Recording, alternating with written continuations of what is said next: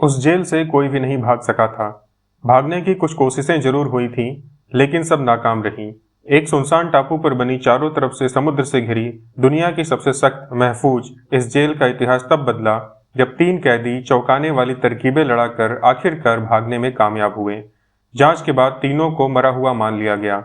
फिर 50 साल बाद इनमें से एक मुर्दे के जिंदा होने के पक्के सबूत मिले तो जांच पर उठे सवालों से खलबली मच गई थी। कैलिफोर्निया की सैन फ्रांसिस्को खाड़ी के बीच एक सुनसान टापू पर एल्काट्राज, यहाँ बनी जेल को अमेरिका का काला पानी समझा जाता था और यहाँ बेहद दुर्दांत अपराधियों को सजा के लिए भेजा जाता था। इन कैदियों में वो 4 कैदी भी थे जिनके इरादे खतरे से खेलने के थे। जॉन और क्लैरेंस नाम के एंगलिन भाई के साथ 2 कैदियों का दोस्ताना बढ़ा और वो थे मॉरिस और एलन। इन चारों की कोठरियां आसपास थीं, इसलिए ये चारों ज्यादातर वक्त जेल से भागने के तमाम रास्तों, साजिशों और तैयारियों पर बातचीत करते थे।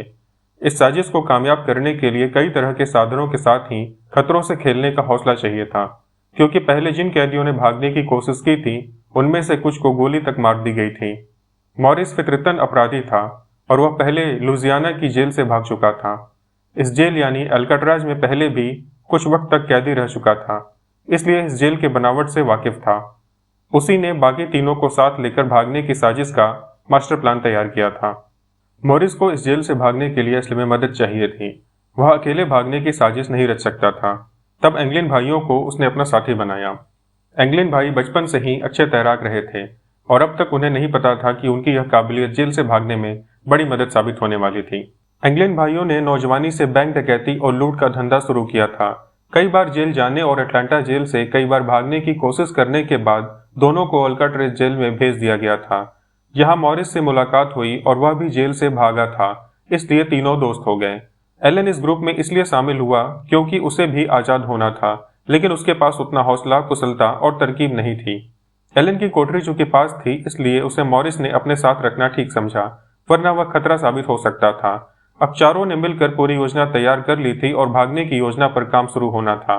अल्काट्राज में कैदियों से बेहद काम करवाया जाता था। सेना के लिए कपड़े, जूते, फर्नीचर बनाने जैसे कई काम कैदी करते थे। अल्काट्राज जेल जहां बनी थी वह टापू कुदरती तौर पर खनिजों का खान था। कैदियों को इन खानों में काम करने के लिए भी ले जाया जाता था। इसी काम के लिए जेल के बाहर जाना वह मौका था जहां से इन चारों को अपनी जरूरत की चीजें जुटानी थी, लेकिन गार्ड से बचकर। किसी भी कैदी को किसी भी तरह के संदिग्ध बर्ताव पर गार्ड्स को गोली मारने के आदेश मिले हुए थे, इसलिए जोखिम बहुत था। साल 1962 में मॉरिस, एंगलिन भाई और एलन जब ये योजना बना रहे थे, तब इस टापू पर इस जेल के लोगों के अलावा कोई भी नहीं था। सिर्फ 2-3 किलोमीटर तक पथरीला इलाका और उसके बाद हर तरफ समुद्र। यहाँ से भागने की कोशिश करने का मतलब था जान का जोखिम उठाना। अगर कोई भी तरकीब फेल होती तो चारों को पता था कि उन्हें गोली मारी जा सकती थी, इसलिए एक फुल प्रूफ प्लान को सतर्कता के साथ अंजाम दिया जाना था। एंगलिन भाइयों ने मुखौटे और पुतले बनाने का काम अपने हाथ में लिया। बाद में पकड़े न जाने के इंतजाम के लिए इन मुखौटों और पुतलों को दोनों भाइयों ने बड़ी चतुराई और कारीगरी के साथ तैयार किया।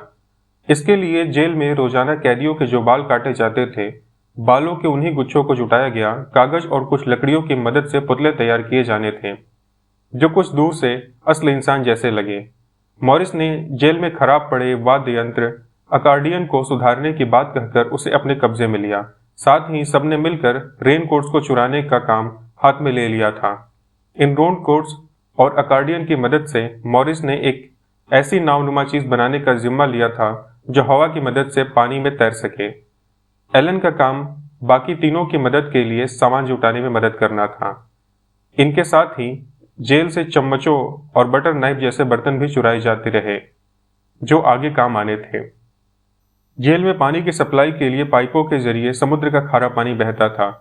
ये पाइप हर बैरक की दीवारों से होकर गुजरते थे, इसलिए खारे पानी की वजह से दीवारों का उतना हिस्सा कुछ कमजोर हो चुका था। मॉरिस को जेल की यह बारीकियां पता थी, इसलिए उसने बाकी तीनों को अपनी अपनी कोठरी में पाइप वाले हिस्से की तरफ से एक छेद बनाने को कहा जो सीधे जेल के बाहर जाने का रास्ता होना था। चारों रोजाना 3 से 4 घंटे छोटी छोटी चम्मचों जैसे बर्तनों से काफी मोटी दीवार को तोड़कर छेद बनाने का काम करते रहे।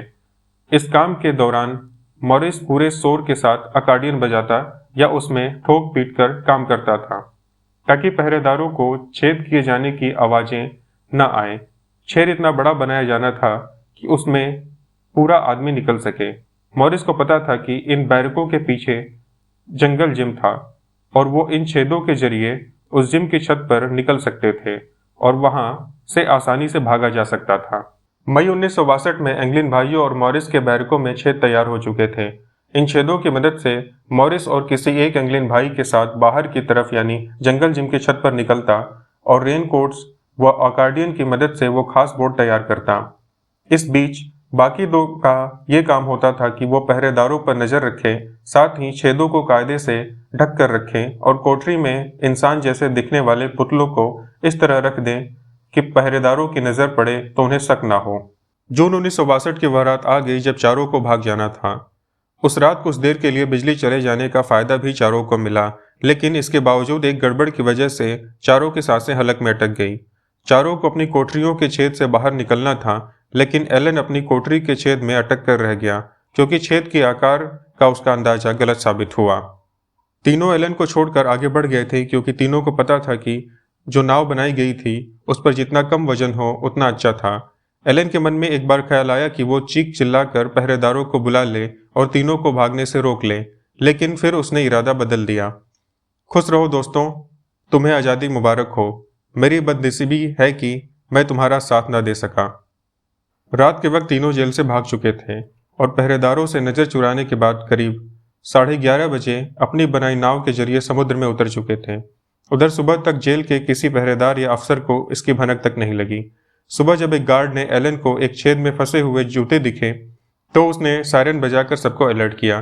किसी तरह एलन उस छेद से निकाला गया। उसके बाद एलन को जेल प्रशासन की मदद करते हुए पूरी कहानी बयान की। जेल के आसपास और समुद्र में खोज के दौरान कुछ नहीं मिला। जेल के अफसरों को हैरानी इस बात की भी थी कि समुद्र के बेहद ठंडे पानी में कोई भी 20 मिनट से ज़्यादा तैर नहीं सकता था। अफसर ये भी मान रहे थे कि जो नाव तीनों ने बनाई थी वह ज़्यादा देर समुद्र में तैर नहीं सकती थी। काफ़ी वक्त तक तलाश चली, लेकिन पानी में या टापू के किनारे कहीं भी कोई सुराग नहीं मिला था। फिर नॉर्वे के एक जहाज ने गुजरते हुए खाड़ी में एक लाश देखी और अल्काट्राज जेल को सूचित किया गया क्योंकि इस लाश के बदन पर जेल के ही कपड़े नजर आ रहे थे, लेकिन जहाज रोककर इस लाश की शिनाख्त करना नामुमकिन था। इसलिए लाश किसकी है यह सवाल ही रह गया। केस FBI के पास था। सालों तक छानबीन चलती रही। जेल के किसी आदमी की मदद के बगैर इतनी बड़ी साजिश कैसे बन सकती थी? 3 कैदी भागे तो समुद्र में बच कैसे गए और कहाँ गए? ये कुछ ऐसे सवाल थे जो FBI के सामने हमेशा खड़े रहे। बहरहाल 15 सालों से लंबी जांच के बाद FBI ने 70 के दशक में यह केस कहकर बंद कर दिया कि वो तीनों समुद्र में डूबकर मर गए। सालों तक इन सवालों का जवाब नहीं मिला और FBI के निष्कर्ष को सही मान लिया गया कि तीनों मर चुके हैं। फिर 2015 में एक डॉक्यूमेंट्री सामने आई जिसमें दावा किया गया कि तीनों भागने में कामयाब हुए थे और तीनों ने अपनी पूरी जिंदगी जी। इस दावे के बाद FBI के साथ ही कई विभागों में खलबली मच गई। इस दौरान जब कई तरह की अफवाहें और खबरें उड़ने लगीं, तब एक चिट्ठी का खुलासा हुआ और जो जेल से भागे जॉन एंगलिन ने अपने भाई रॉबर्ट को लिखी थी। इस चिट्ठी में जॉन ने कुछ जानकारियां दी थीं, जैसे 1962 में वो तीनों अल्काट्राज जेल से भाग गए थे। तीनों समय समय पर एक दूसरे की खबर लेते रहे। जॉन ने बताया कि मॉरिस 2008 में मरा था और उसका भाई क्लैरेंस साल 2011 में। जॉन ने यह भी लिखा कि वो चिट्ठी लिखते वक्त 83 साल की उम्र में नॉर्थ डकोटा के मिनाट इलाके में रहते हुए कैंसर से जूझ रहा था। इस खुलासे के बाद जांच शुरू हुई। फिंगरप्रिंट्स, हैंडराइटिंग और मिनाट में जॉन का पता तलाशा गया। फिर लंबे वक्त तक चली जांच के बाद कहा गया कि कोई सबूत इतना पुख्ता नहीं मिला जिससे साबित हो सके कि यह चिट्ठी जॉन ने ही लिखी थी। सारी जांचों और तफ्तीशों के बावजूद आज तक ये केस अनसुलझा रहस्य है। सच क्या था और क्या है किसी को नहीं पता। अल्काट्राज जेल को 1963 में बंद कर दिया गया था और आखिर वक्त तक जेल में गार्ड रहे जिम ने इस केस से जुड़े बयान देते हुए साल 2018 में कहा कि उसे हमेशा लगता रहा कि अब भी लगता है कि वो तीनों समुद्र में डूबकर मर गए होंगे। जिम के मुताबिक तीनों ने एक मौका बनाया जो कल्पना से परे था, क्योंकि जेल में ऐसे मौके की गुंजाइश थी ही नहीं। इसके बावजूद अब तक एक सवाल है जिसका जवाब किसी को नहीं पता। वो सवाल यह है कि अगर वो चिट्ठी जॉन ने नहीं लिखी थी तो किसने लिखी और क्यों लिखी, और वो चिट्ठी लिखने वालों ने इतनी जानकारियां चिट्ठी में कैसे दी।